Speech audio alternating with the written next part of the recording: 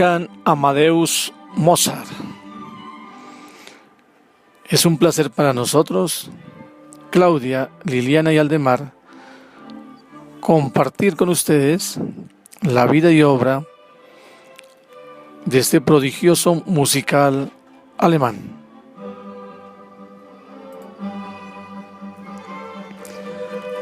Nació en 1756 y murió en 1791. Compositor, pianista y austriaco del siglo XVIII.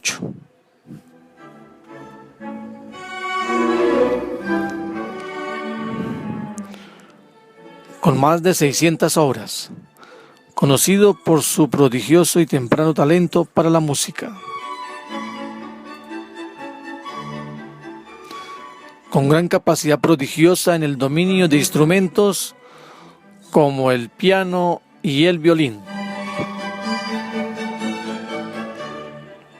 A los 3 años ya estudiaba música. Así, cuando Mozart tuvo los 5, ya dominaba la composición musical, otorgándole el título de niño prodigio.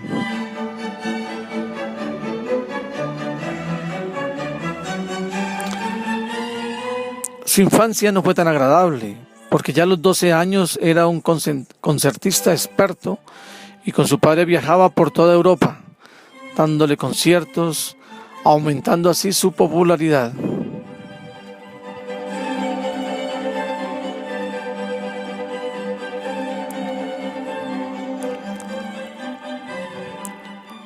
Su niñez y adolescencia la dedica a componer, realizando multitudinarias giras por Venecia, Salzburgo, entre otras ciudades, junto a su hermana María. En el año 1769 viaja a Italia, la potencia en música clásica de la época, en donde se ilustra acerca de la música sacra y ópera.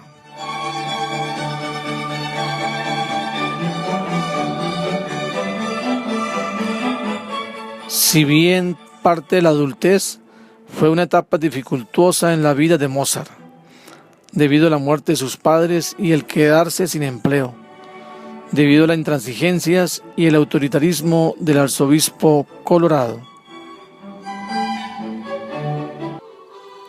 Recopilando los principales acontecimientos en la vida de Mozart, encontramos una línea de tiempo de 35 años y sus principales eventos, entre ellos, desde 1760, en su corta edad de 3 años, empezó a estudiar innatamente y orientado por su padre, que era violinista y compositor de la realeza en Salzburgo. A la edad de 14 años, en 1770, ya fue director de ópera de su primera ópera en Milán. También recibió en ese mismo año las insignias de la Orden Papal en Roma, con 3 reconocimientos en insignias de oro, y fue admitido en la Orquesta Filarmónica, donde desarrolló un gran interés por los maestros antiguos. Ya a la edad de 16 años, en 1773, empezó su búsqueda y ansiedad por encontrar un trabajo estable. En 1775, a sus 18 años, presentó su primer concierto de piano. Aunque fue un gran intérprete del violín, fue reconocido también en la interpretación del piano.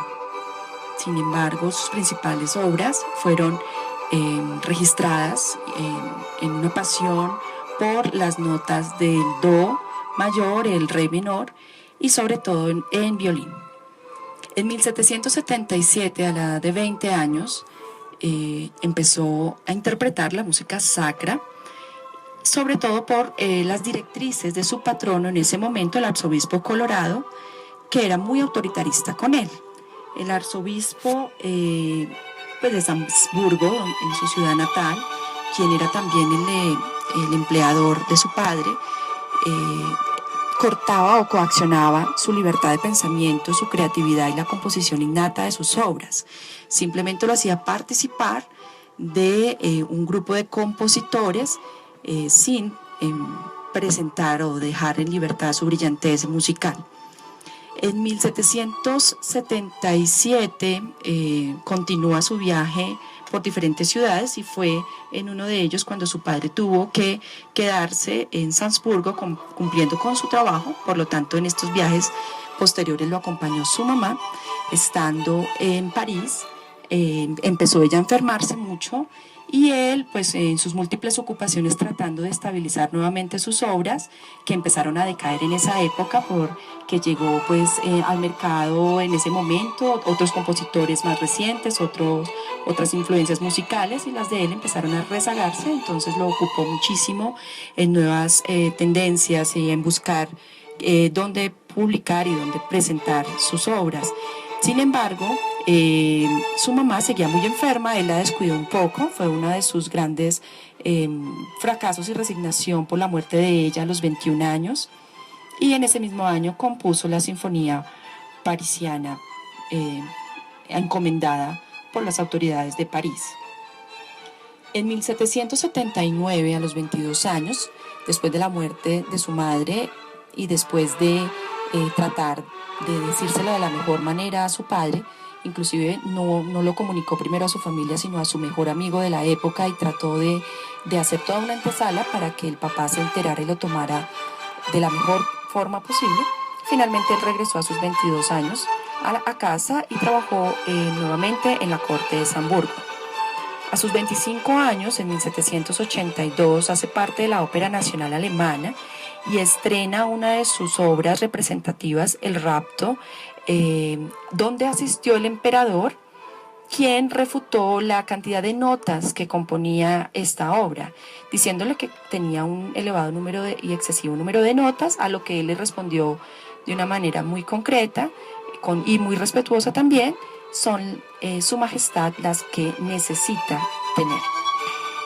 De ahí muestra que él era un joven que creía en su talento y que iba en contra también de pues el régimen del momento.